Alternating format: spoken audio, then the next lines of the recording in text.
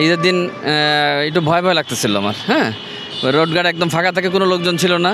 সন্ধ্যার পরে তো একদম ভুতুরে পরিবেশ, লাইট জ্বলে না, কোনো অফিসে লাইট জ্বলে না, কোনো বাসায় লাইট জ্বলে না, সবাই তো চলে গেছে গ্রামে। আমরা যারা ঢাকায় করছি খুব মানে কুরবানি দিয়েই ঘরেই, বেরোনোর কোনো মানে স্কোপ ছিল না, মানে ভয়ে ভয় লাগতো একটু। না, এটা ভালো, চলাচলতির জন্য সহজে তাড়াতাড়ি যাওয়া যায়, সব কিছু করা যায়, ভালোই লাগে।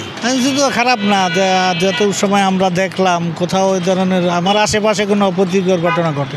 কোরবানি ঈদে বেশিরভাগ অর্ধেক মানুষ দেশে যায়, অর্ধেক মানুষ ঢাকা থাকে, তারা কোরবানি দেওয়া যায়। কোরবানি দেওয়া যায় এই জন্য দেশে ঢাকার মধ্যে একটু ঈদের পর 2-3 দিন পরে ঠান্ডা থাকে, তারপর আবার এক সপ্তাহ পরে আবার স্বাভাবিক হয়ে যায়। ভালো তো লাগে, তবে ঈদের সময় বাড়িতে গেলে আরও ভালো লাগে। জামজটটা কাম্য নয়, জামজট তো আমরা কেউ চাই না, কিন্তু ফ্রি থাকলে এক জায়গায় যাওয়া আসা করলে ভালো লাগে। আমাদের বাইক চালাতে এখন খুব সুবিধা হয়, জামজট হয় না রাস্তায়, খুব ভালো লাগে।